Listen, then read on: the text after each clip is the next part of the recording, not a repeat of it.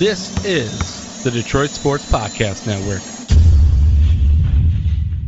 Time to unveil my 2022 college football coaching power ratings. Next on this week's episode of Michigan Podcast. But there's going to be one team that's going to play solely as a team. No man is more important than the team. No coach is more important than the team. The team, the team, the team. Looks deep for Anthony Clark. Waits for it. Yes, caught. They said you can't be Ohio State. Now what? Brady gets terrific. Throws it, and a touchdown, Knight again. Schultz just before Brazil got him, and a leaping interception by Woodson. Harbaugh back to throw over the middle. Caught by Collier at the 5 on his feet. Touchdown, Michigan. On its way. It's good. He's 5'7", 179 pounds, a junior at Michigan. But Jamie Morris packs a wallop, and he delivers for Bo Schembechler. And here's your first play. Pressure coming. Sack. It is Glenn Steele, number 81, who fought his way through the traffic. Option. And Robinson calls his own number, and he's going to score. Oh, an easy touchdown for Robinson and Michigan.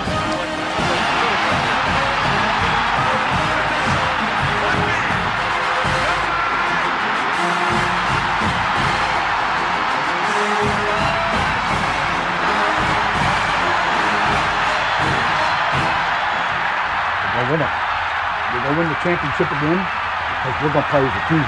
And when we play as a team and the old season is over, you and I know it's going to be Michigan again. Michigan.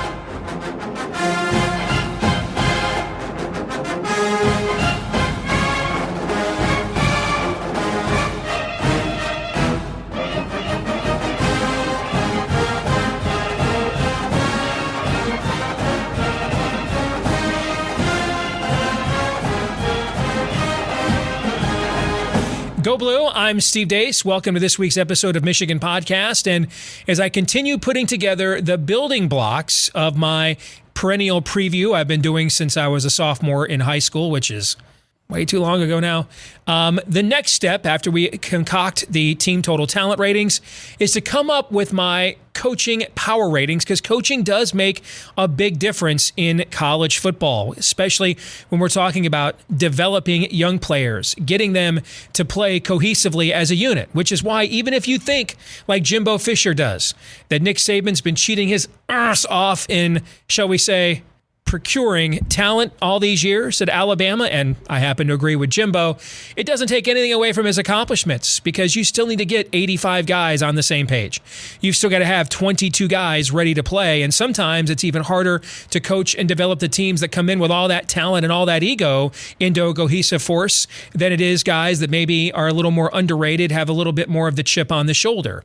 So we needed to figure out how were we going to quantify how to grade coaches, because remember, the point of my preseason preview is to project how I think the season is going to go. And so this is the metric that I came up with for my Power 5 plus Notre Dame head coaching power ratings. So first of all, everybody is graded on their overall Power 5 head coaching resume. And that's on a scale of 1 to 10, and that's assessing what each head coach has done strictly as a Power 5 head coach. Next, on a scale of 1 to 5, we assess your non-Power 5 head coaching overall resume. So we're assessing what each head coach has done as either a Group of 5 head coach or a Power 5 top assistant coach or an NFL head assistant coach. And we do that on a scale, like I said, of 1 to 5. Then we get into projection a little bit. What is the current coaching trajectory? And that's graded on a scale of 1 to 10. So we're trying to assess whether the needle for the next 4 years or a full recruiting cycle, is that pointing up or down, and to what level at this stage of each coach's career. We then get into a big game bonus on a scale of 1 to 3. Coaches that are known for producing in big games as a head coach at the Power 5 level are given a bonus of 1 to 3 points. And then finally, we have a 3-point Hall of Fame bonus. And that is for coaches that are obviously destined for the College Football Hall of Fame. That's for college coaching only, based on their accomplishments up until this point. Meaning if they added nothing else to their resumes right now, would they be an absolute lock for the College Football Hall of Fame? If that is the case, then they were given 3 bonus points. So there's a total of 31 points possible within this metric. So that gives you the breakdown. Let me now show you the rankings, and we're actually going to show you how they were each broken down even by each of these individual criterias. So this year, the last couple of years, Nick Saban and Dabo Swinney have essentially been tied. This year, Nick Saban takes over as the clear number 1 in the college football coaching power ratings. Dabo Swinney is number 2. He's a solid number 2. And then things begin to bunch up a little bit. Jimbo Fisher, having won a national championship before, he's at number 3. Brian Kelly, who's done everything in college football other than win a Division I national championship. He won them at Grand Valley State back in the day. He's 4th. Mac Brown, because of the Hall of Fame bonus, is number 5. Kirby Smart, Lincoln Riley. Jim Harbaugh made a big jump this year after getting National Coach of the Year. He's back into the top 10. Kyle Whittingham of Utah and Ryan Day. Those are my top 10 coaches. And I think just about everybody would rank those right now as the top 10 coaches. You may disagree on the order, but you can see when you look at the far right column there, the point score overall is pretty close. Now, you might wonder, well, hey, these guys have the same score. Why is one guy ahead of the other? Well, what I used for the first tiebreaker is who had the highest current coaching trajectory. So their career looked to be more on the upswing. So in the case of Jim Harbaugh, because he's younger than Kyle Whittingham, and there's some talk that he was going to retire last year and might even retire after this season, he right now is just 1 spot lower on the current coaching trajectory, and that settled the tie between him and Jim Harbaugh. Well, what if they both had the same current coaching trajectory?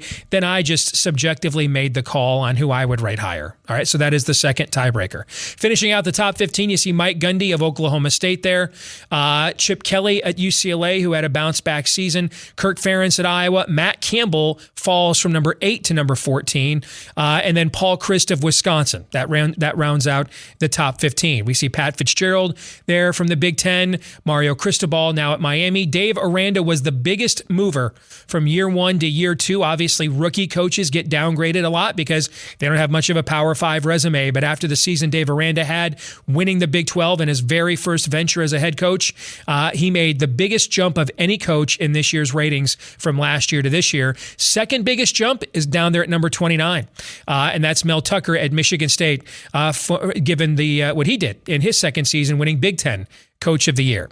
The next group of coaches we'll take a look at, you see Jeff Brom made a nice little bump up to 31. Tom Allen fell several spots after the season that Indiana had. Steve Sarkisian was one of the biggest droppers after the season that he had to debut at Texas. Sam Pittman at Arkansas, also one of the biggest movers from last year, one of the biggest mover-uppers, I should say. You may see coaches here on the list that are in italics.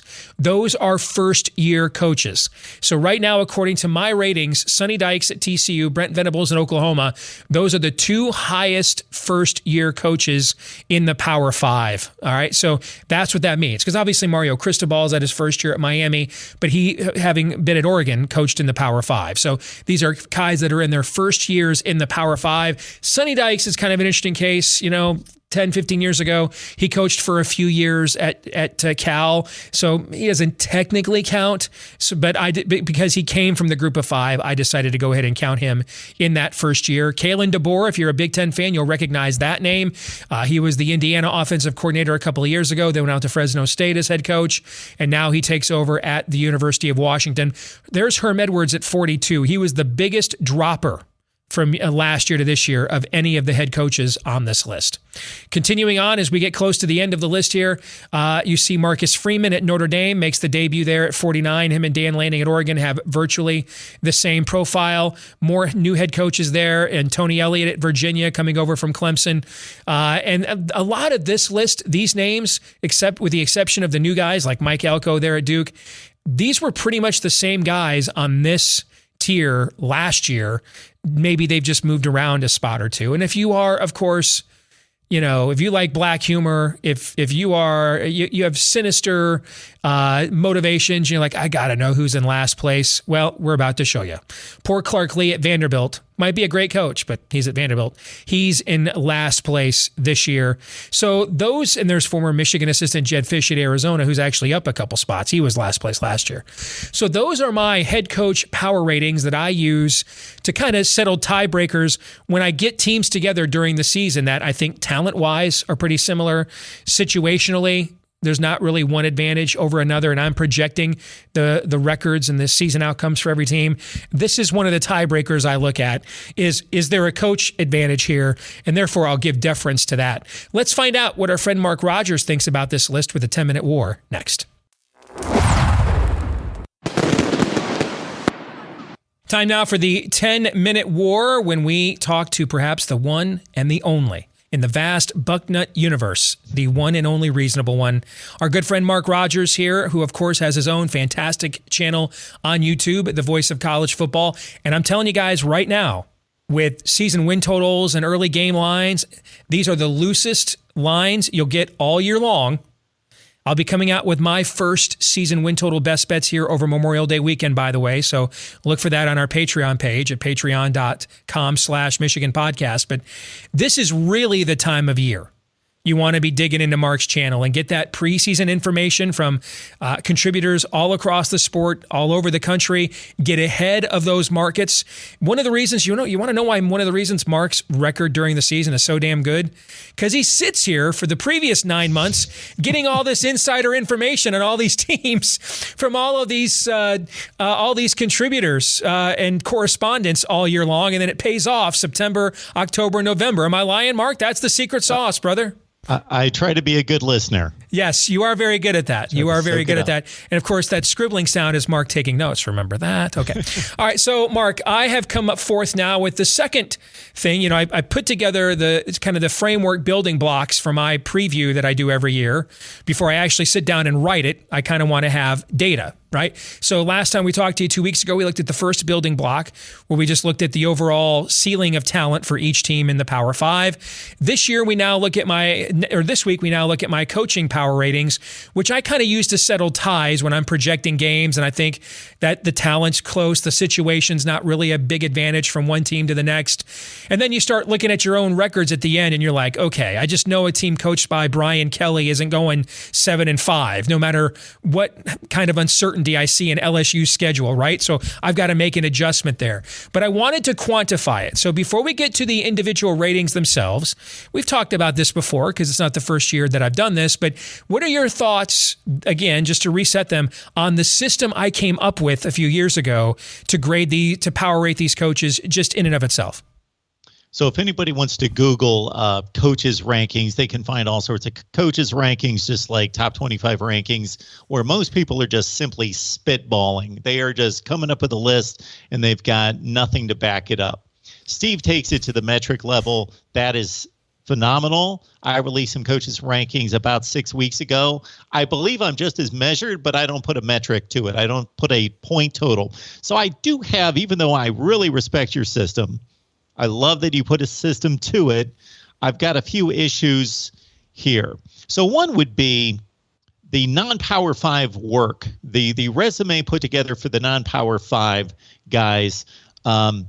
Just in regards to that, most of that experience, most of that performance being so far removed at this point from, especially if we're looking at the top 15 to 20 coaches in America, as you have them listed. I just think that resume sheet is just so far removed from most of those people. The two guys that I could find that were the closest to their group of five experience was Mario Cristobal and Matt Campbell, and even they have proven, beyond that. So I'm just thinking that that's weighted a little too heavily.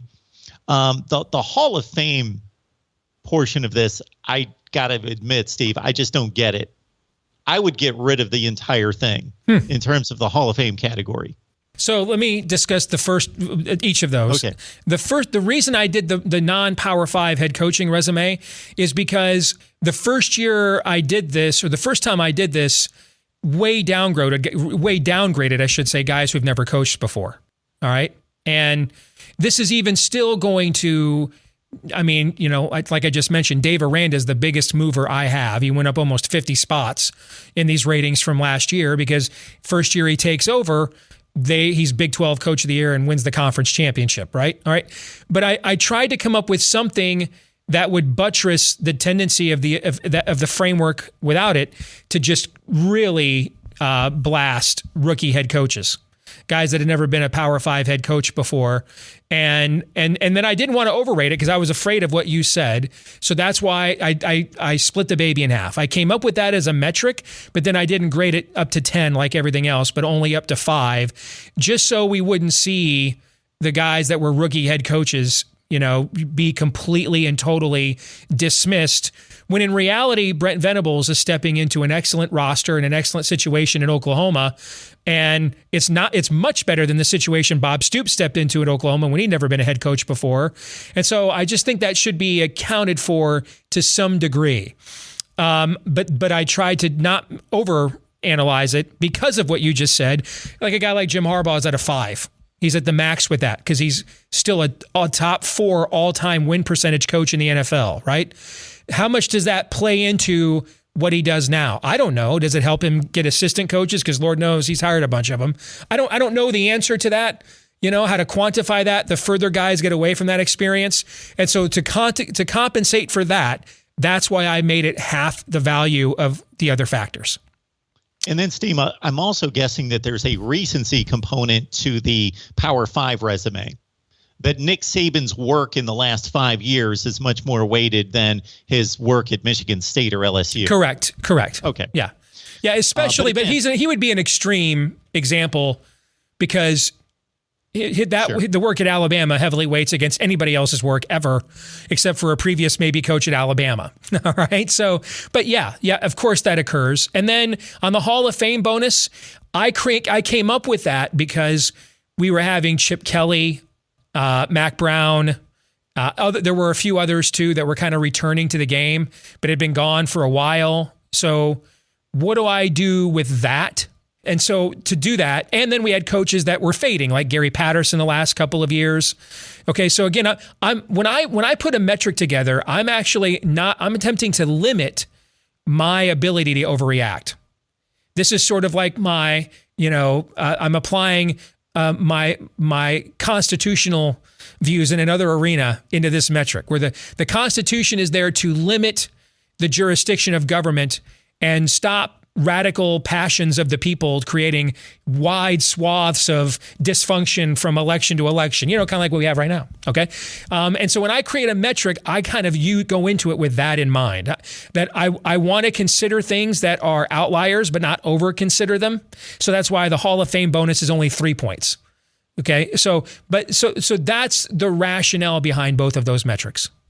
Okay, that makes sense. I don't necessarily agree with it, but especially with the Hall of Fame bonus, I just think that it's redundant. It's a redundancy of the other categories to tack on the Hall of Fame bonus. And then you actually have better coaches who have yet to reach the Hall of Fame.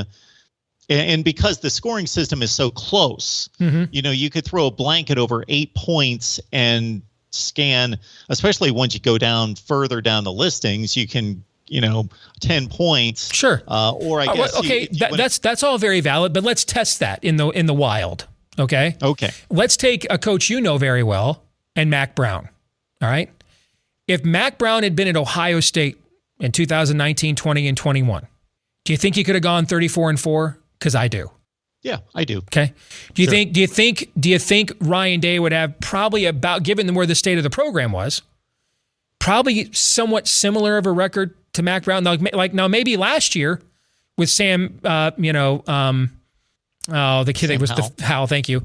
Maybe last year they don't sink to 6-6, but overall, maybe they're 8-4 instead. Okay, so that's maybe about a 2-game difference if the situation was reversed, right? Would you agree with that? Okay. Yeah. So while I don't think your criticisms are unreasonable, when you put them in the wild and overall, measure them together, then I think when you look at that list, there's nothing that you look at and think that's just ridiculous. You might have things in moving some people a few slots, right? Ridiculous.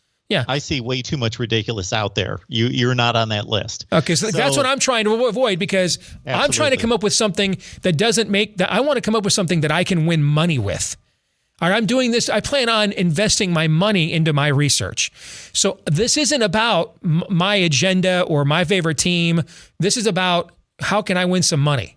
Okay, how can I get ahead of a market? That's what I'm trying to come up with in everything that I do. It doesn't mean it's right, but that's my motive, because I certainly don't win every time I invest my money.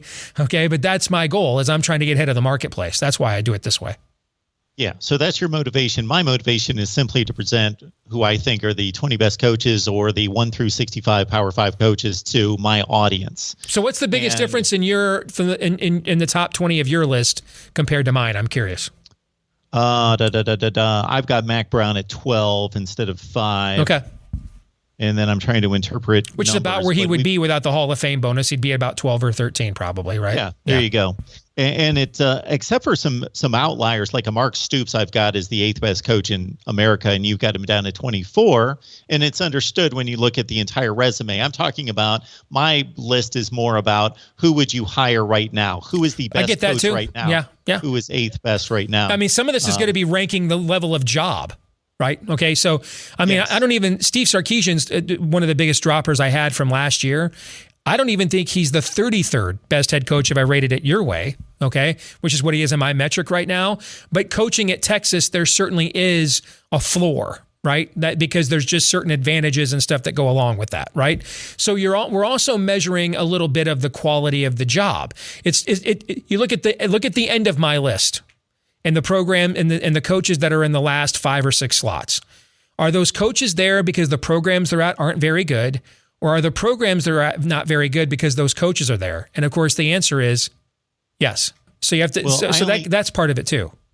I compared 1 through 30 of ours. And once you get past 10, actually, we're remarkably close between 10 and 30 in terms of our listings. And see, you're taking into account, it's similar to when I rank players. I'll rank and rate players, and I'll get a lot of feedback from my audience that'll say that player is going to have a lot better production than that. I try to, and I know this is impossible because it's a team game, say that if Tom Brady leaves the Buccaneers and goes to the very worst offense in college, in the NFL with the worst offensive line, that I am still trying to evaluate who Tom Brady is, not evaluate the offense and what his stats are going to be. So I'm trying to take the program out of it, which is nearly impossible, I understand, to rate Pat Fitzgerald and the resources he has at Northwestern versus Ohio State and Ryan Day. Yeah, right. Because that's the biggest difficulty. Like if the Michigan job came open tomorrow and we could hire any current Power 5 head coach to replace Jim without any restrictions, okay? Would Pat Fitzgerald be the 16th name on my list to replace Jim Harbaugh? No way. All right? Yeah. He'd be in the top 10, okay? Yeah. But because, again, the point of this is a power rating, which means I'm specifically trying to gauge outcomes of events that I would like to invest wage money on. I'm not looking at it like that. I'm looking at it from a different set of lens. So... And that's the difference between what you're doing. It doesn't make it invalid. It makes it very valid based on your mission and purpose versus what I'm doing is I am truly trying to state that, in my estimation, Pat Fitzgerald is the 9th best coach in America. Yeah, I think there's a very strong case for that. Absolutely. But that's the huge difficulty in all this is we're trying to rate not NFL coaches with similar resources, but college football coaches with vastly different resources. Amen. Very well said. Okay, the big game bonus, I got to tell you, Steve, that's probably what I have biggest issue with, not in regards to the concept of it being a component here, because I think it's a great category. But when Kirk Ferentz is at 2 and Ryan Day's at a 1, are we measuring a big game based on where that program's status lies? No. So well, some of that's true. Some of that's true. I mean, a big game at Iowa is not the same thing as a big game well, it can be, but it's not always, they're not the same level of program. So that measures into it, some of it, but a lot of the difference between those two coaches, brother, is one guy is Methuselah and another guy is going into year 4. You know what I'm saying? Like if Ryan Day coaches, if has a season, even like last year, which would be disappointing probably to most Ohio State fans. So 11-2 and win a New Year's 6 bowl game. He'll get the Hall of Fame bonus like next year. like there's a few coaches that I think are probably one more season away. Kirby Smart, Lincoln Riley, Ryan Day. I think if Jim Harbaugh has another season like what he had last year, he now gets that bonus, where I think their resumes are kind of hovering on that Hall of Fame bonus, but they're maybe a season or two away from that. And I think when you look at trying to compare Kirk Ferentz or Ryan Day in that category, it really just comes down to Kirk Ferentz has been there since 1998 or 1999, I should say. Sure. Okay, so that's a apples to orange comparison. Mm-hmm. So I get that. Now, Lincoln Riley versus Ryan Day, that's an apples to apples comparison. Mm-hmm. And to give Lincoln Riley an extra point versus Ryan Day, I'm not trying to be nitpicky, but that's a large differential in a 3-point category, where I think Ryan Day's accomplished more at Ohio State than Lincoln Riley did at Oklahoma. It's close. Certainly he's gone to a national championship game. I just find some issue with that. The trajectory, you love Lincoln Riley at 10, and I know that has a lot to do with USC and the resources there. Yes. And him being a USC good has fit already there. shown that they are going to buy that conference, and provided they're all the way in on that, no one will be able to compete with that. If Lincoln Riley can be overrated and not be as good of a coach as we think he is, and it won't matter, because you're talking about a school where Ted Tollner still won a Rose Bowl there once. Okay, no one knows what the hell a Ted Tollner is. All right, so we're talking. You do, yes, but we're talking from a private school standpoint. They're the Notre Dame of the West Coast. I mean, the endowment, what they have, their resource. I mean, that's what Saban's pissed about. Saban's pissed off that his school with resources and boosters and an endowment that makes the University of Alabama look like a friggin' JUCO has finally decided, hey, this stuff's legal now. Let's roll. Okay. And that's what he's trying to do. He's sending a message to his boosters. Hey guys. All right. It was really cool when we were one of the only few games in town playing this, and Bubba's car lots could buy me some recruits. Now we've got one of the leading endowment universities in the frickin' United States of America has just decided to reset the market. So unless you guys want to be going 10-2 and 9-3 every year instead of winning the SEC, you guys need to now take it to the next level. Well, that's what they're going to do at USC. And tell me who is the other school that can compete with that. Not even Oregon can do it, because even with Nike there, Nike has to be careful to some extent. Why? Well, what's the thing I'm wearing on my shirt right here? What's that? What is it? What's that logo there? I don't have my glasses okay, on. that's a Nike swoosh at Michigan. I guess. You see what I'm saying? Sure. So even Oregon can't even go to Nike and say, hey, man, let's go to the mattresses, because Nike, while it's obviously has heavily supported Oregon, that's not their only focus. They are doing business with all kinds of other universities. So who's the second school to USC? And the fact that we can't sit here in this environment and clearly indicate who that is, to me, I mean, they're going to roll that conference, and for the foreseeable future. Whatever they are this year is the worst they're going to be for the foreseeable future, I believe. Oh, yeah, I agree with that. Now, something that you alluded to earlier that I'm completely on board with, but I don't see entirely reflected in your rankings, is the idea of a first-year head coach. And basically, in my rankings, I kind of give them a neutral position. They haven't done anything. They haven't shown us anything in terms of wins and losses. We can give indications or get indications based on how they achieved as coordinators, or just how they've gotten off to a good or not so good start on the recruiting trail, something like that. There are indicators, but basically they're 0-0. Or for first-year head coaches, in the case of a Josh Heupel or Shane Beamer, they're off to a good start. Not a blockbuster start, but off to a good start. So my point being here is you'll see a lot of coaches' rankings where they'll take all the new guys and just put them down at the bottom of the league, the bottom of the whatever they're ranking. Yeah. I won't. I'll rank them higher than guys that I think are doing a poor job, because they've shown us their performance and it's not meeting expectations. That's a valid point. I'll put the new guys above that and give them a little bit of a flavor depending on whether I thought it was a good hire and what the early indications are. I see you doing something similar, or I heard it out of you a few minutes ago, but I don't see it necessarily reflected. Like, I see Mike Norvell nearing a troubled spot there at Florida State near the hot seat, and I see Sam Pittman very close to him in the rankings, and Sam Pittman seems to be knocking it out of the park at Arkansas. Well, Pittman is one of the biggest movers from year one to year two. So, I mean, that was a coaching hire that everybody was like, what in the hell are we talking about? Secondly, offensive line coaches don't have the greatest record of becoming great head coaches, right? So, but Pittman is one of the biggest movers from year 1 to year 2. And this, again, is where the program comes into play. You just mentioned the situation at Florida State. That's probably the lowest it's possible for a Florida State head coach to be rated, which is, I think it's 42nd. Is where I have him, correct? On that list is 42.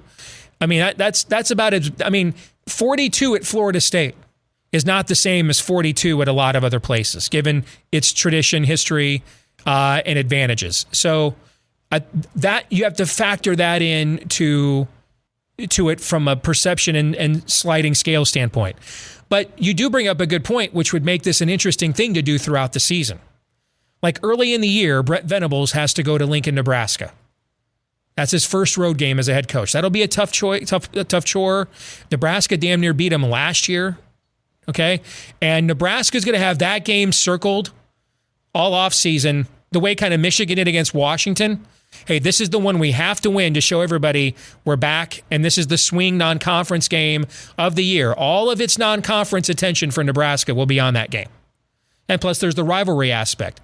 That's a tough spot for a rookie head coach, and a lot of things could go wrong from an atmosphere standpoint, from the heat of the moment standpoint. If he goes in there and handles that, Brent Venables, if I was doing this in season, updating it, would go up a little. On the other hand, if Marcus Freeman might go into Columbus that first week of the year and just completely overwhelmed as a guy who's 2 years away from being the defensive coordinator at Cincinnati and is now handed arguably the biggest brand in all of college football.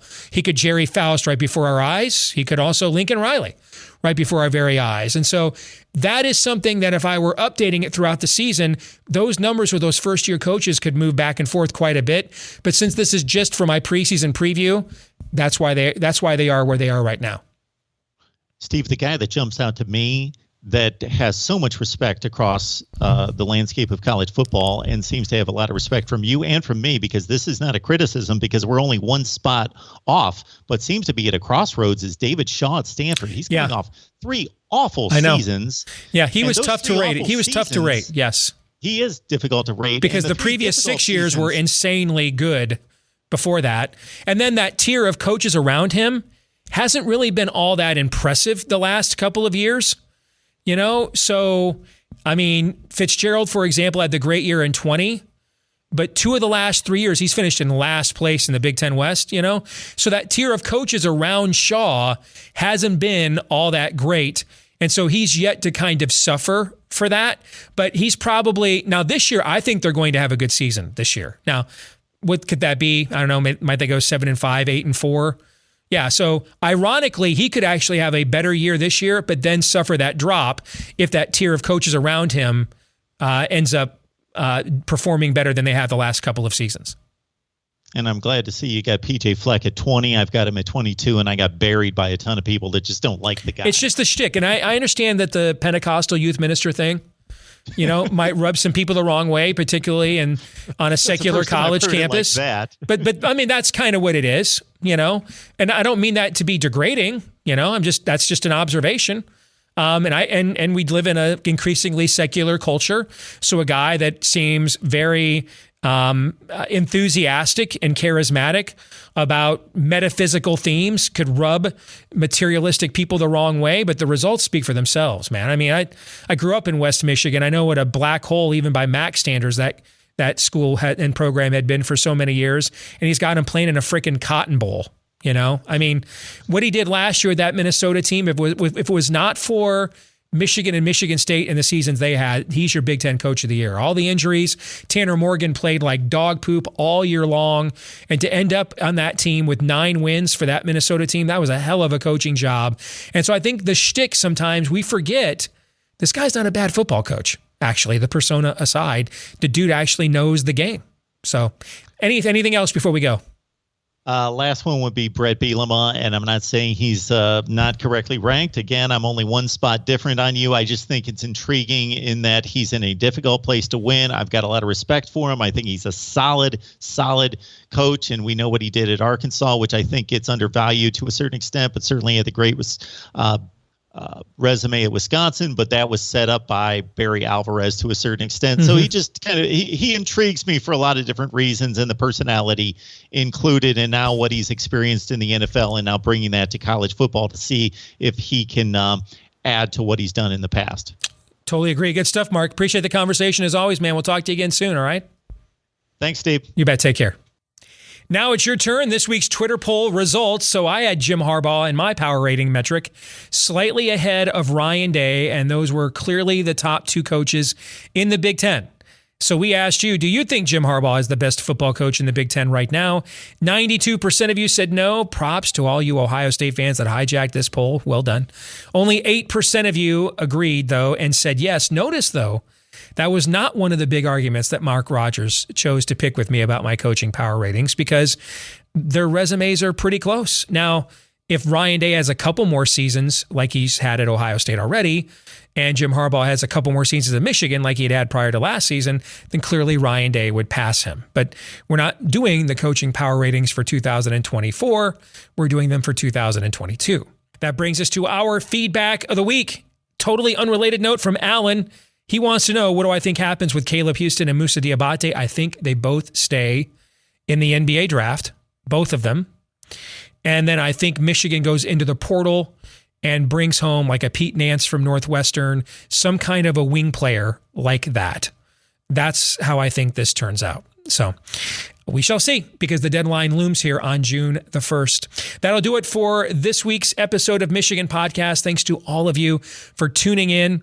Please remember to like, rate, subscribe, share, 5-star review, however it applies, wherever and however you watch or listen, whether it's iTunes or right here on YouTube or Google Play, Stitcher, etc. Please help us to find more Michigan fans just like you. And remember to also follow us on Twitter at Michigan Podcast to keep up to date on what we think about all things maize and blue. Until the next episode, I'm Steve Deace. Go Blue.